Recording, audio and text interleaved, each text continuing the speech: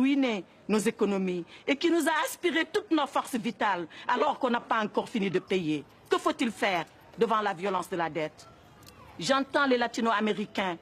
Ils nous ont dit, Monsieur le Président, la deuda es impagable. La dette est tout simplement impayable. Oui, Monsieur le Président. Elle est impayable parce qu'elle est illégitime. Elle est impayable parce qu'elle est violente. Elle est impayable parce que tout simplement, elle est insoutenable. À la violence de la dette vient s'ajouter le bradage de nos biens publics, de nos services publics, de nos services sociaux de base, la privatisation. Après avoir privatisé la santé, alors que entre juin et septembre 2005, 42 000 personnes sont mortes du choléra, cette maladie du Moyen-Âge qu'on croyait à jamais éradiquer de nos villes et de nos campagnes.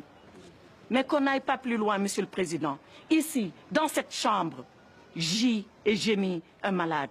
Entendez-vous sa complainte? Elle m'est parvenue aux oreilles et nous privatisons la santé. Ce n'est pas fini.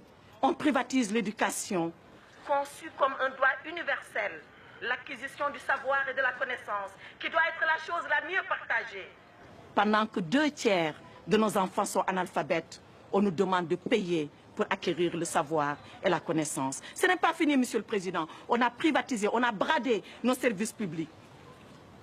Comment privatiser l'eau, Monsieur le Président? Le Djoliba, le Sénégal, le Zambèze, le Limpopo, nos fleuves privatisés avec nos contes, nos légendes, nos traditions enfouies dans les courants, dans les rivières et dans nos lacs. Cela n'est pas admissible. Ce peuple, c'est la veuve qui pleure la mort prématurée de son mari, enfoui sous les décombres de l'ajustement. Ce peuple, c'est l'orphelin qui réclame le sein de sa mère, emporté dans les couches, alors qu'il exigeait tout simplement un dû, les soins primaires de santé. Ce peuple, Monsieur le Président, c'est le père de famille, ce compressé du rail, ces messieurs que vous avez entendus, ces dames qui vous ont supplié à votre barre. Le père de famille qui a vu son autorité, qui a vu son influence, qui a vu sa dignité diluée et emportée par un licenciement injuste.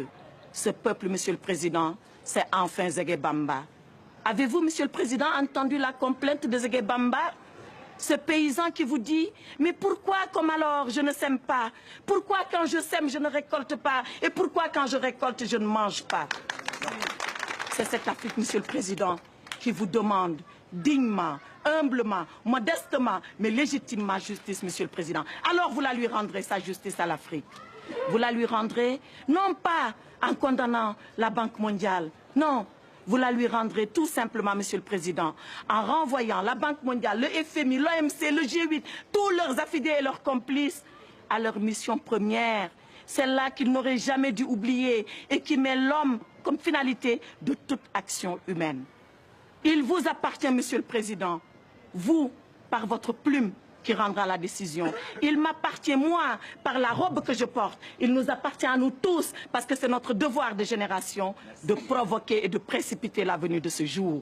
Car il y va de l'équilibre du monde et de l'avenir de l'humanité.